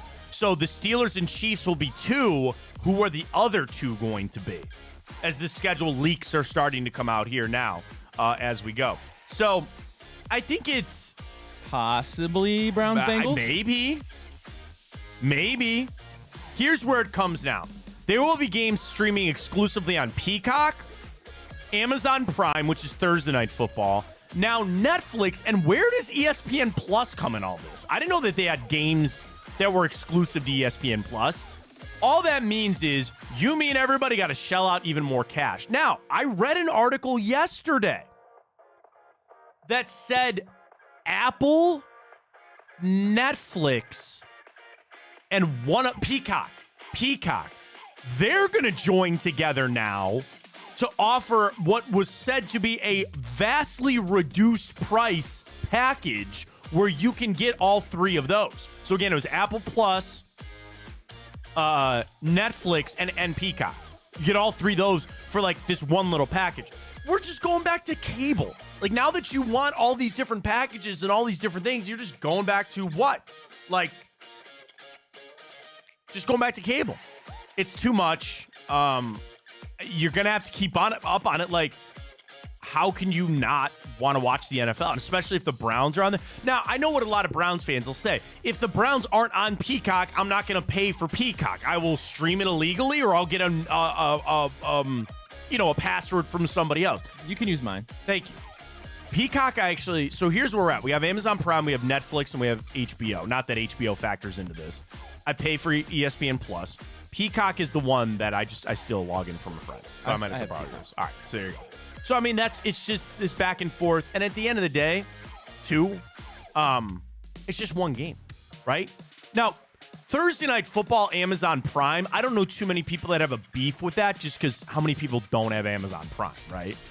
So Thursday Night Football, If it came out that Sunday Night Football was going to be a Peacock exclusive, then maybe we start talking some problems here. If it's just one game here or there, and I get it's a playoff game, you got to remember, too, that in the market, that game would still be on locally. Like, if the Browns were playing in a playoff game and that was exclusively on Peacock, it would still be on, I'm pretty sure, I think, that game would still be on over-the-air locally. I could be wrong on that, but I don't know. But anyway, the NFL doesn't give a damn about anybody else. They don't care about college football. They don't care about the network. It is just the money-grubbing greediness of the NFL for $150 million a game. Now, here's my question. To put back on Peacock or Netflix, do they really see the value? Like, do they get that money back? Do they get $150 million worth of people subscribing or people that'll advertise? Because, again, you're running ads. They're going to run ads on that. Even if you pay your money to Netflix, you're still going to get ads on that. It's just, what a world we live in, man. It's just, it sucks.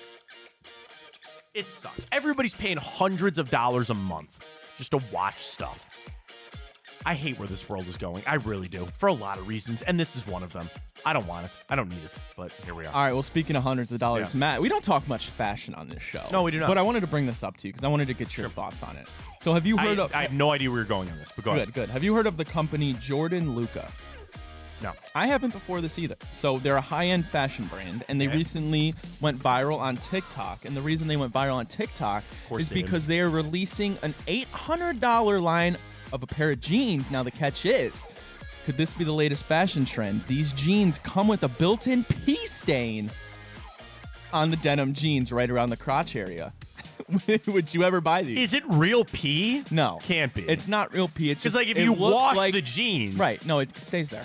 It's a pair of jeans that look like you peed yourself. Bro, $800. Will you be buying, if your kid wants these pair of jeans, will you buy them? I'll be like, here's a $20 pair of jeans. Go pee in them yourself. That's fine. Fashion is so weird. I get that it's just what people think is cool in today's day and age. TikTok is a sickness. Social media is a sickness. Like, yeah, I came from, like, growing up, baggy jeans were the big thing. I never had the Jinko, like the JNCO jeans or parachute pants or anything like that. But baggy jeans, where was that? Then ripped jeans, right? You had to have a rip in the knee. Then for a lot of the girls that I went to school with, they would wear the jeans so their butt crack was hanging out, right? Remember those? Yeah. I get it. That is just the wave of fashion that we're in. I sent you so you could have a visual. Okay. If you'd like to look on your phone. Yes. For anybody, Jordan Luca pee stain jeans. Why do you buy those? Just to say that you have $800 pee stain jeans? Yes. Is that why? Shoes. Bro, I don't even get into shoes. And I understand that. You want to pay $1,100 for a pair of Jordans? At least they're Jordans. They're cool. These? To what? Okay, at the end of the day, to do what? Right? To impress somebody else. Because then they look at you. Couldn't I just pee in my $20 jeans? But they're not Jordan. What do they call Jordan Luca? Jordan Luca. Jordan Luca. But they're not real, Ryan. They're fake. And like so many things, people will buy these to go wear them at the club for somebody else in that club to sit there and go, oh my God, are those Jordan Luca pee-stained jeans? Oh, wow, really cool. Great. All that is signifying that you have $800 to spend on jeans. Like pee-stained jeans. Pee-stained jeans. Okay. Let's have the real conversation. Would you rather pay that for the pee-stained jeans or pay to get David Beckham almond-shaped nipples? I don't want anybody cutting on my nipples, so I will go with the jeans because I want to be able to take those off. Okay. Are these male jeans? Are they for guys or for girls or for both? I'm assuming for guys, but I imagine they could be unisex. Okay. I'm glad you... Okay. Let's cut through it. Let's have an adult conversation. You would buy those to try to get laid, right? Sure, yeah. Would you not buy those jeans? Yeah. To wear them to the club for some girl to probably do what? Make the association, that guy's wearing $800 jeans. He must have some money. Maybe I want to go talk to him, right? Why can't you do that with a Rolex? Or does it like devalue it? Like if you walked in with $1,100 sunglasses and a $12,000 watch and a $1,500 shirt, you can't just skimp on the jeans. You got to get the P-Stay jeans here. Yes. I'm so happy I'm out of that game. I'm so happy that I really do not give a damn. I think it's part of the reason why I've been able to make it as long as I really don't give a damn what anybody says. Oh, Charles says they have period stain jeans for women. Oh, my $1,000. God. That's worse. I think that's worse. Have you seen Superbad? Yeah. He's to answer that shit. Dude, oh, my God. Why? Oh, he said just kidding. Oh, just kidding. Oh, my God. That didn't surprise me, though. Is that not the sad part of all of this? Is that didn't Charles might be onto something. Go call Jordan Luca. It's the new line coming up. Because here's the thing. What is fashion supposed to be? I think that looks cool, or that's like a nice shirt, right? There's nobody that looks at pea-stained jeans and go, man, that's art. That's awesome. You buy those to flaunt to people that you bought $800 pair of jeans, and if you're a guy trying to get laid, then that's really what you're wearing to the club for. Is that what I need to do? No, you don't, Ryan. No, you don't. I just got paid today. That's okay. Can I have another quick conversation with you about that? Do you think people in Cleveland recognize that? That is an LA, Miami thing. New York. Yeah. That is literally the people that are buying those are LA.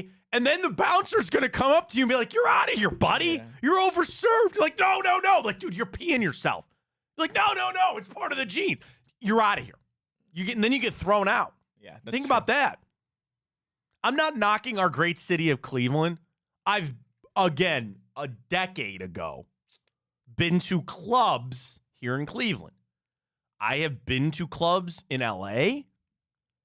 They don't compare. They're very different, okay? They're very different. As much as we think they are, they ain't. So you could wear those here in Cleveland and people go, that's weird.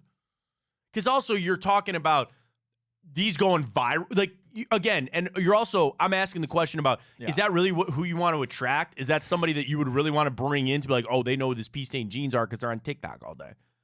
Yeah. Not really my thing. Like, seriously, no joke. I only buy jeans from, frankly, Old Navy, and I only buy them when they go on sale. Yeah, I go to Kohl's. Kohl's, great. I love Kohl's. I don't think they have a Jordan Luca line there, though. Probably not. Do you buy those online, I'm assuming? Probably. Yeah, probably. But it's just, that. You know what? That's got to be our next thing. Let's find something really weird. Hard Knocks Giants? HBO NFL Films, Skydance Sports, and the New York Giants are joining forces for Hard Knocks off-season with the New York Giants, a brand new version of the groundbreaking franchise that'll document the NFL off-season for the first time. Could you imagine doing Hard Knocks right now? They're going to do that with the Giants. And it's on Max. Well, of course it would be, because, Hard Knocks is I don't really want to watch Daniel Jones. Dude, I stopped watching Hard Knocks a long time ago. It's kind of jumped the shark there a little bit. But again, going back to pea-stained jeans, what's our next big thing? I got an idea. What's that? Because I just threw some away. Holy socks. True. I had 3 pair of socks that just burned a hole in them. Maybe that'll be the next thing. But you can't see them. Yeah, you can't see those. Crocs have been done. Yeah. Jeans with holes have been done. Yeah. What about reverse shorts? What do you mean? So you know how shorts would normally have the fabric on the top? What if the fabric's on the bottom? And the tag hangs out? They only go up to your knees. Okay. Oh, I see. You get what I'm saying? Yeah. Get what I'm saying? I don't know what you'd wear up top. Don't know. Reverse shorts. Write that down. How about reverse cardigans? Like they're up to your mid-thigh. Okay. All right. We could do that. Nothing's worth like that. That's what they came up. Could you imagine sitting in a meeting with those people? Like, I got an idea. I got an idea. Pea-stained jeans. Let's get after it. Some dude pissed himself. Like, let's do it. Let's get after it. This kind of looks cool. Well, I kind of pee myself sometimes when I look at the Immaculate Grid. Yes. We're on a bit of a hot streak here. Yes, we are. We're on a bit of a hot streak. Got to close it out. We will accept your help at Matt Fontana 83, at Ryan Tyler 33 on Twitter. YouTube comments are up. You know how it goes. Up and down, left and right. What do we got? 10,000 career passing yards. Right? Yes. Okay. Let's just do Tom Brady. And rip Tom Brady. No. Yes. Because we can just use Gronk for that. Wait. Oh, okay. You see what I'm saying? I get what you're saying. I got nervous for a second because I was like, no, we need Tom Brady for that. Rob Gronkowski. You were a step ahead of me, my friend. I appreciate it. Yeah. Go Big Ben. I mean, you could do Alex Smith there. Yeah. You know. I don't think it works anywhere else. Yeah. Uh-oh. What year starting? It's got to be a 2020. That's the same year, so it's got to be 2020. Oh, for when it started to when it ended? Yeah, sure, 2020. Yep. Okay. All right, there you go. I wish it did show you pictures. I think that'd be a little bit easier. Juju is correct. I feel like, wow, man. Washington, New England. Well, that's, yes. Oh, Jacoby Brissett. Did you have somebody else in mind? Has he played a game for the Patriots yet? He was there before. Was he? Yeah. Oh. He was there before. Wait a minute. Was he? Maybe he's with the Colts. Crap. He might not have been there before. Oh, my God. No. I mean, it sounds okay. I just remember him with the Colts. Yeah, he got drafted by the Patriots. Yes. Oh, yeah, he was there with Jimmy Garoppolo. It was Jimmy and Jimmy, right. That's, yes. No, I knew it. I thought that was right. Okay, cool. Yeah. Something wasn't working on that. Yeah, okay, perfect. All right. Rams, who I always feel like give us a little bit of a hard time here. Okay, quarterbacks.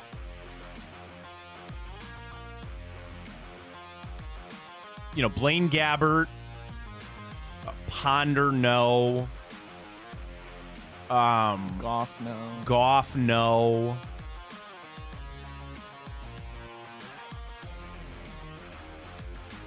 Shoot. Uh-oh. Leonard Fournette never played for the Rams, right?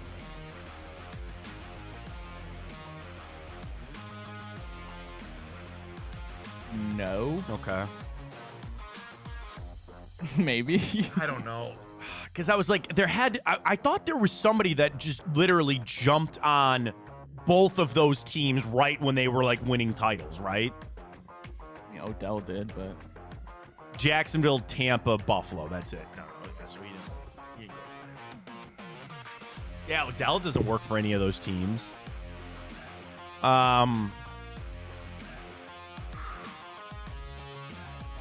Okay, I know Fitzpatrick played for Washington and Tampa, but I don't think he ever played for the Rams. Mark Bulger, I don't think played for any of those other teams. Maybe that would have worked for... You know what? I feel like he played in Washington. I don't know why, but I feel like he played in... Mark Bulger, remember him? No, just the Rams and the Ravens. That's it. Yep. By God. Damn, man. Dude. Skunked. Damn, on the Rams. Oh, my gosh. Scotty Miller? I know he played in Tampa. I don't Cole remember. Beasley never played for the Rams, right? All right, I feel like we got to focus quarterbacks here. If we got to rip one, Josh Johnson. Sure. Probably Washington Rams. I know he played in Washington. Fitzpatrick, McCown. I don't think Fitzpatrick ever played for the Rams, right? Here he is, Ryan Fitzpatrick. Never. Oh, wait. Wait. He played for the St. Louis Rams. Who did? Fitzpatrick did. So Washington? he works Washington or Tampa. Which one do you think will be harder for us? Washington. You think so? That's fine. Either one works. So go with Fitzpatrick. Fine. Okay. And these schedule leaks are getting out of hand. Oh, are they still coming out? Is anything related to the Browns? This one is from Andrew Filipponi. That's legit. He's Browns. Week 12. I'm sorry, Steelers. Week 12, Thursday Night Football. Steelers at Browns. Okay. All right. All right, we got to get this. Same 3 games to start the Browns season, according to some reports and rumors. They're the same one that Padone set out. Okay. Cowboys, Jags, Giants.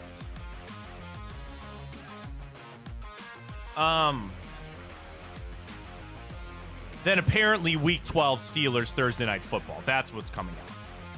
I ain't trying to get all wrapped up in this. It's just Angelo got us. We're not very smart. What? Wait, which team? Which 2 teams? Rams and Buccaneers. What? And then wait. Baker. Oh, my God. Baker Mayfield. You're right. Good thing we left that open, then. By God, you're right. Baker Mayfield. Yeah, it's 1,000%. All right, Rams Steelers. Wait, I'm going to go check. I don't think they got one. Oh, in the comments for the Rams Steelers? Charles said Mark Rippon for Redskins Commanders Rams. We already got that one. Yeah. Oh, and Charles for Steelers Rams. Allen Robinson. Oh, yeah! Little assist. Angelo Charles, we appreciate you guys. Thank you very much. And that is how you finish out the Immaculate Grid on a Monday.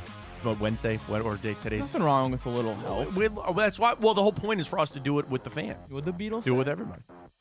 I don't know. What did the Beatles say? I don't care because I can't stand them. Can't stand them. All right, let's head on back. We'll get to Time Hop when we return. We'll get into the Cavs we get going and all the schedule release. Apparently, we're Thursday night football against the Steelers later in the year. We got our first 3 games allegedly out. Everybody's jumping on trying to go viral. It is what it is. We'll get to the schedule release as well coming up later today. Stay with us. Fontana Show right here on Big Play. Well, how do they know I'm doing this? Did somebody leak this out? It's social media. Oh. It's just, that's the way social media works now. I thought maybe you were just running that yap.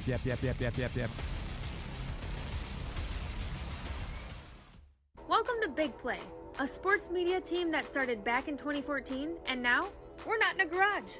Look at us, incorporating some of Cleveland's favorite sports personalities, bringing you fun and compelling content from downtown Cleveland. Coming to you live from the shores of Lake Erie and Burke Lakefront Airport, join Team Big Play for all the best sports talk in Ohio.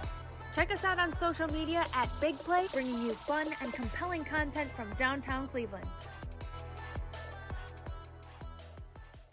Anthony Schlegel, just how physical he was. You saw the girth and the power and everything he was bringing to the table, especially when he was a nice beefy 255 playing middle linebacker. We were called soft last year. You don't want to be soft, especially when you come to the playoffs. So that's going to be a process throughout this season of establishing us as a harder team here in the. How does an Ohioan build the perfect parlay? Who's got something? Big guys looking for long odds. The kids in Columbus are covering better than anyone. And at even odds. If it's even, I'm leaving. Listen, our championship DVD starts today. All right? Dude, I just got an invite to a Cincy playoff watch party. Shut up. Cincy, State, Cleveland, the perfect parlay. I'm a genius. For the best odds on Ohio sports, bet with your cojones. It is Spanish, dummy. Bet with Typical Sportsbook. I don't buy into this nonsense, this conspiracy nonsense that he's got his money and he's dogging it. That's ridiculous.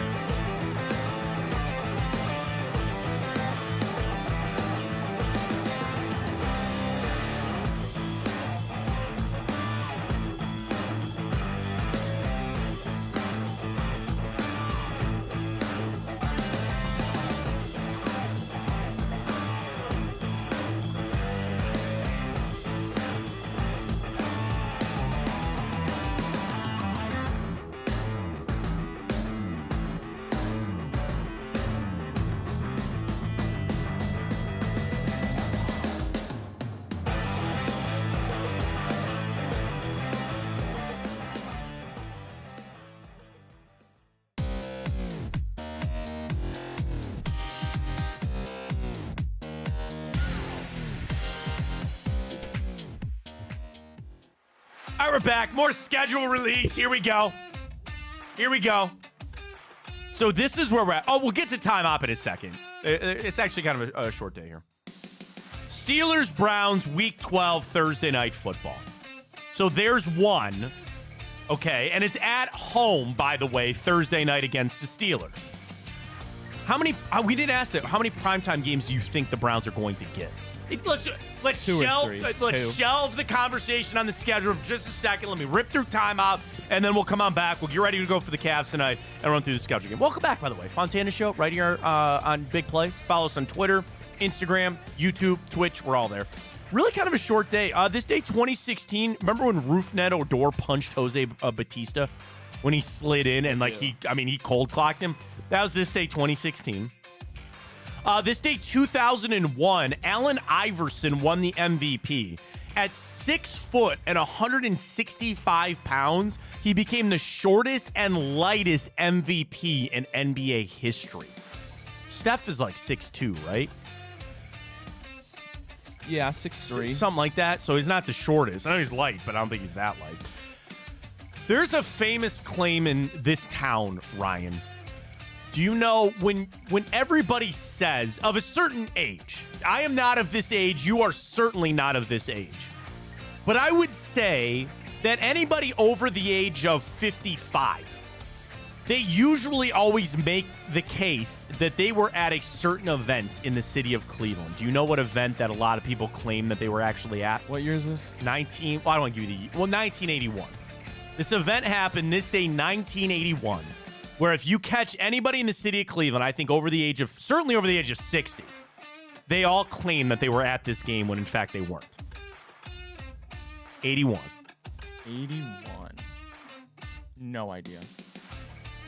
In reality, this day, 1981, at Municipal Stadium, only 7,290 people were actually there to see large Lenny Barker throw a perfect game. That is one of the, you ask so many people, there was 100,000 people there, Ryan. If you actually polled the amount of people that try to tell you that they were at Lenny Barker's perfect game, in reality, it was less than 7,300 people.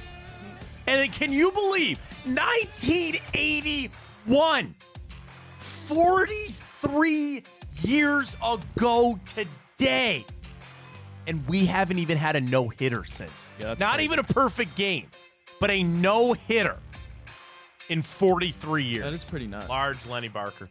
I've had a chance to meet Len several times. He was the coach at Notre Dame College for a while there. I think I met him before. To be Oh, honest. he's a great guy. Len is the best. He's so good. He's the best. So shout out to Len Barker on this day in history, 1981. Another little piece of history this day. Now, wasn't it Ray Kroc that started McDonald's? Yeah. Well, this day, 1940, brothers Maurice Mack and Richard McDonald opened a drive-through fast food restaurant in San Bernardino, California. Yeah. Kroc is the one that made it a chain. Oh! Like, he went to them, proposed that it becomes a chain. Oh, got it. So Mac You never seen that Michael Keaton movie? No. Where he plays Kroc? No. What? I'm not. Good flick. Should I write it down? I mean, it's okay. All right. So the first McDonald's, and then Ray Kroc made it a franchise. Didn't he open in Illinois? I don't remember. Yes, I think some, but the first one opened this day, 1940, in San Bernardino. Yeah, I guess like Ray Kroc was like a failing salesman, and he went to McDonald's and was like, "Oh my God, this is amazing!" Because they got his food out so fast. Like he was amazed. And he was like, "Have you guys ever tried to turn this into a chain?" And they said yes, and it failed or something. And then he, I guess, made it happen. All right. A very happy birthday goes out to Mickey Mouse, who made his debut this day in 1928. My son's a little into Disney. He's more into Spider-Man, Paw Patrol, but like, a little Disney here and there. A little Disney. And I've said this on the show, and I'll say it again. It is a life mission of mine to never take my kids. Doesn't that sound like such an a-hole? Where I'm like, my life mission is to never take my kids to Disney. I don't want to take them.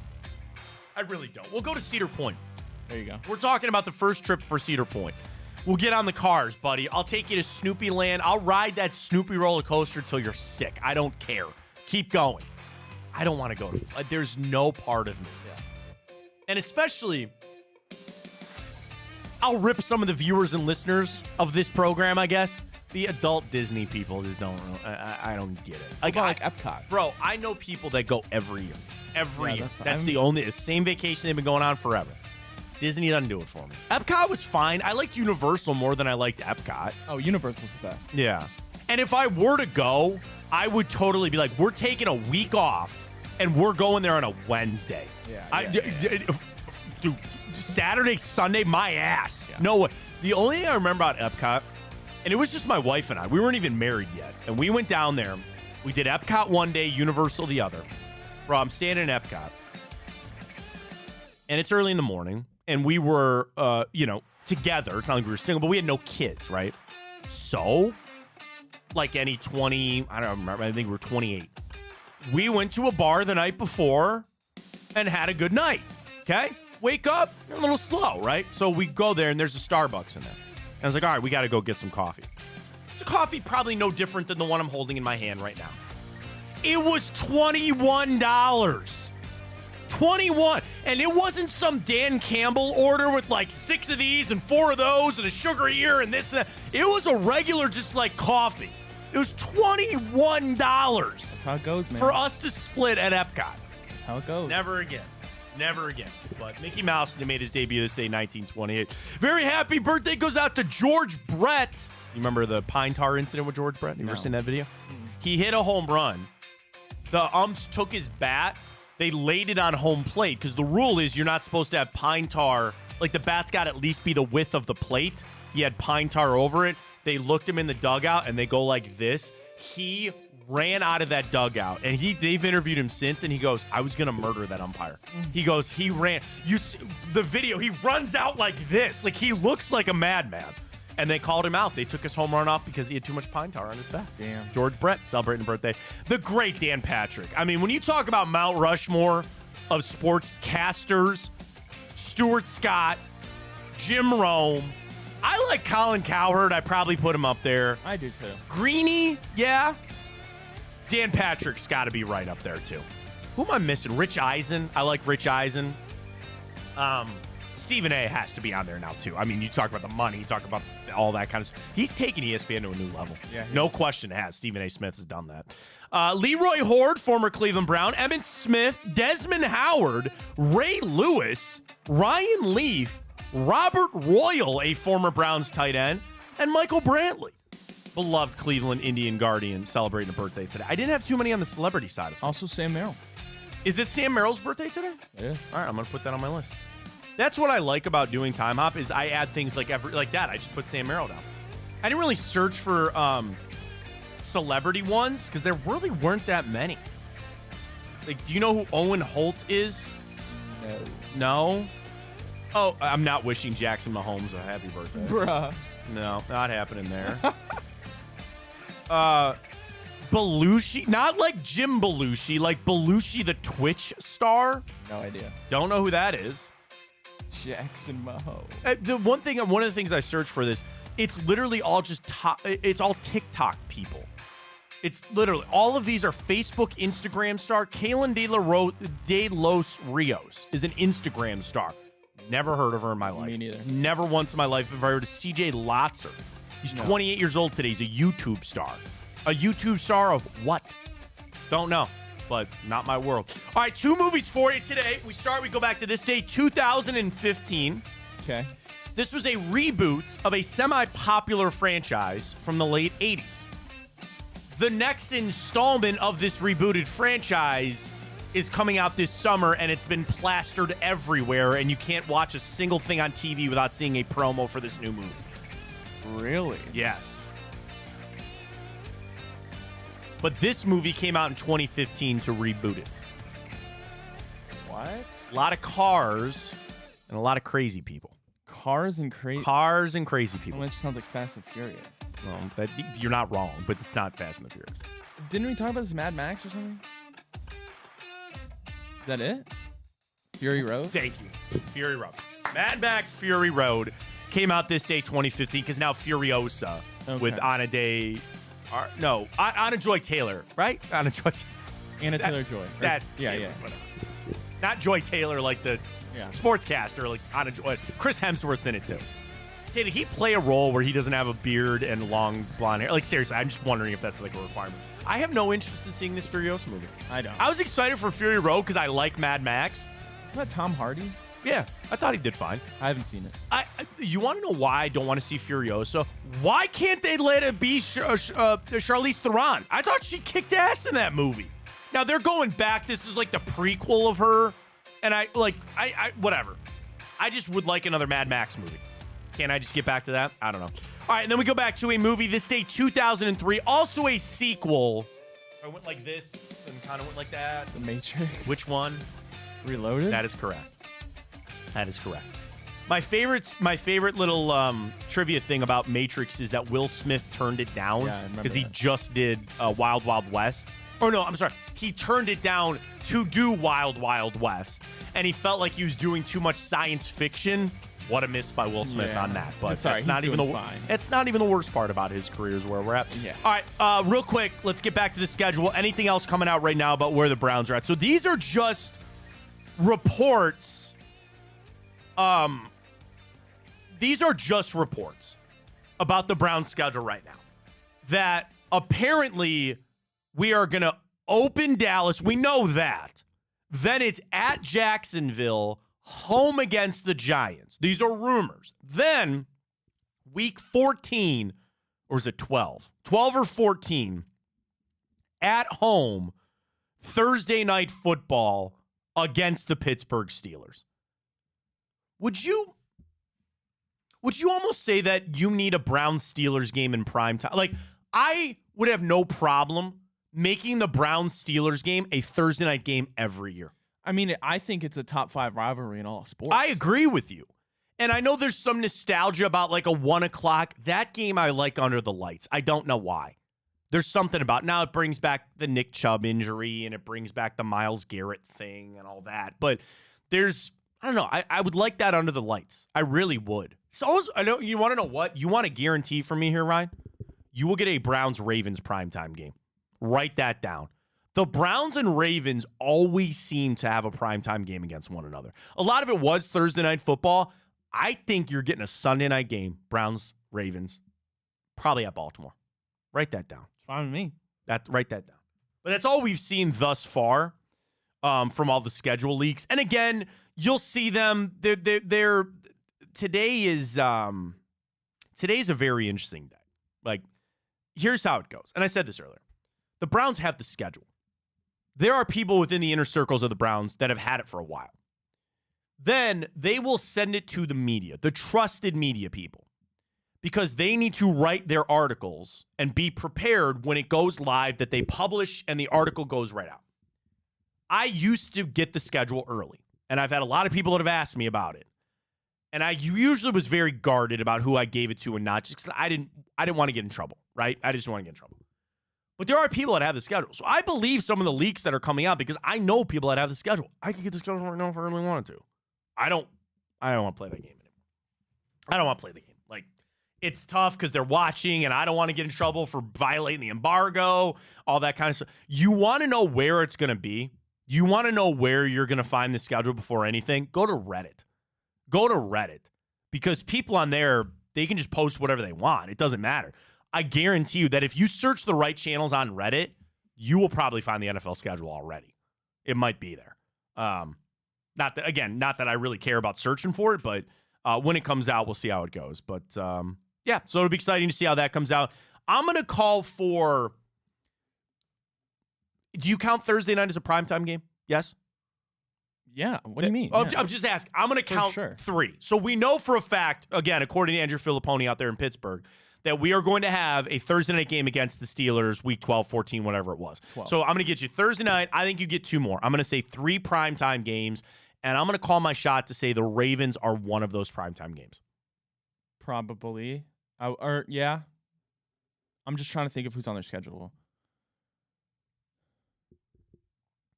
The Browns schedule? Yeah. Browns 2024. Like Browns Dolphins would be a good one.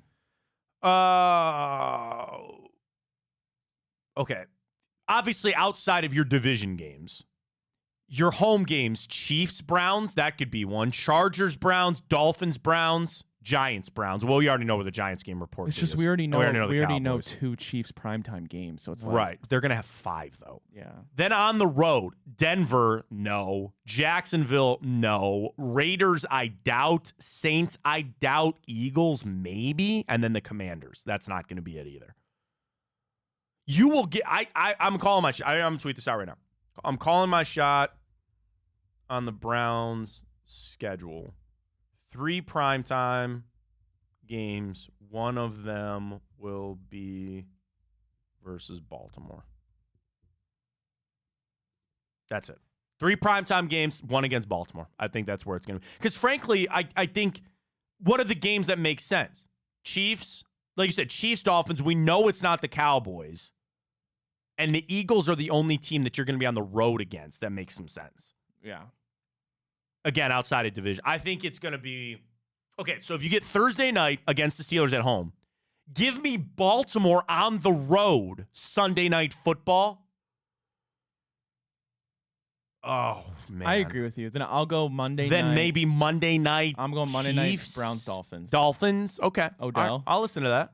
I don't think that matters very much. But it matters to me. Yeah, I think that'd be cool. And then don't forget, too, you get flexed out later in the year, too, as they start to have the more changes on that. So it's an exciting day. Enjoy the hell out of it. I think it's going to be a lot of fun. This guy's got to be trolling, right? He goes to 3 primetime games, at Denver, at Vegas versus Pittsburgh. He's got to be trolling because those are not going to be primetime games. But anyway, we'll put that out. We'll see how it goes. Folks, tonight, it kind of feels like it's, you're going to a funeral. And it sucks. There's going to be so many questions that we'll start with tomorrow. The future of this Cavs team. What's going to happen? I don't know. Enjoy what could be the last game of the year. Get your bets in on Tipico. Might be a big day for Darius Garland. I want to see the Cavs fight it out. I don't want to see them roll over him. Fight out. Play hard. See how it goes. Maybe the offseason starts tomorrow. We'll get it to figure out. Final thing, Ryan, our bracket of the week. Your favorite Pixar films. Yes, Top Toy 2 Story advance. and Monsters, Yes. Inc. advance. So All today going The Incredibles, Cars, Wall-E, Finding Nemo. I probably go Finding Nemo, Incredibles. I don't know the middle two. I'm between Cars and The Incredibles. I might go Cars, man. Yeah. I think I might go Cars, but The Incredibles is so good. All right, we'll put that up at Matt Fontana Show. Drop us a follow there. And you can vote on our Twitter question as we go on for our bracket of the week, your favorite Pixar film. Back to the Cavs, because a lot of people are having these conversations about where you could trade this guy or what you could do. I mean, you don't know anything until Donovan Mitchell makes his decision. And I'm not saying that the Cavs need to press him on that. And the Cavs might have a little idea. Remember when Dan Gilbert came out and he's like, I feel like Donovan Mitchell's going to re-sign here. How quickly that has changed. But I do think they'll have a semblance of the idea of what they're going to do. They're going to move on from J.B. Bickerstaff. And there's no question in my mind they're going to do that. So you scratch that off the list, number one. And then from there, you take it of what Donovan Mitchell is going to do. Will he have input on the new head coach or not? And then what's your ultimate decision from Donovan Mitchell? Because I would tell you this. I think I'm going to watch that head coaching hire to see if Donovan has an input on it. You got it quick? Yeah, give me a second. Dude, give me a second. All right, we got, literally, as we're crossing the finish line of today's show, they get us our big play boost. Ryan's got it. Doesn't have to look pretty. I don't look pretty, so it doesn't really matter. It does have to look pretty for me, though. Oh, Ryan's a perfectionist over there. So when I clip it, it looks nice and beautiful. Beautiful. We got to do that for the people. Got to clip it for the people. Ryan's working on it. Let's go. You weren't supposed to spoil it yet. What? That I was working on it. Why? Because I wanted to get it nice and pretty. That's what I said. I said you're working on it. It's okay. I don't care. It's better that we get it out than... I'd rather take a 7 out of 10 and get it out to the people than a 10 out of 10 and it not get out to the people. It's getting out. It's getting out. We got time. I know. It's only 53, but I'd like to run through it for the people. I want to go... Is it up? It must be, right?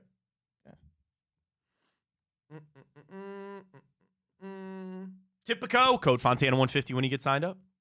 I like our odds that it got boosted to, by the way, too. You're a child. Hey, man. All right, you ready? Yeah, go. Let's go! Actually, redo it. I was wiping my nose. Restart it. Like, click off of it. Stop it. Sorry. Ready? Yeah, let's go. Come on, Cavs. This might be the last one of the year. So we better finish it out with a win. Not going to have Donovan Mitchell. You better have somebody else step up. Garland, Strus, Mobley 3. What are we boosted to there, Ryan? Plus 369. Yeah, nice. Let's go. Folks, get to Tipico right there. Boom. Super quick. NBA, Cavs, Celtics, boosts. Scroll down. We are the last one. Last one, $10.49 for me. There we go. We're in. And I just got another 5% of my cashback parlay right there. There it is, folks. Get signed up with our friends at Tipco using that code Fontana150 for new customers. Deposit and bet. Well, I'm sorry, just deposit $150. I know it's a big ask. You will get two $75 protected bets back with that code Fontana150 for new customers. For current customers, our boosts are rolling. Cashback rewards. Our Guardians boost waiting for the Manzardo home run. It's all there with our friends at Tipco. Terms and conditions apply. If you have a gambling problem, please call 1-800-GAMBLER. And let's get it done tonight. Let's end it on a good one, man. Let's end it on a good one. Let's finish it out on a positive note here. Here we go. And try to finish it out. I feel good about it. I feel pretty good about that one. So get it rolling with our friends at Tipco. Coming up tonight, we got Drennan, right? A little bit of bonus time with Bruce Drennan tonight. And Cribs is also tonight. That's right. I saw they had to bump back. That's right. So Cribs will go tonight. The return with Josh Maria. Ryan, of course, part of that show as well. In addition to Bruce, that all comes your way tonight right here on Big Play. Get it done, guards. Get it done, Cap. Just let's finish out on the boost. Let's finish it out on the boost there. We'll see how the season goes. And, of course, schedule release. Enjoy that. We'll talk to everybody tomorrow, ripping apart the schedule. Will we play the schedule game? Probably. That's tomorrow's show. For Ryan Tyler, I am Matt Fontana. As always, take it easy.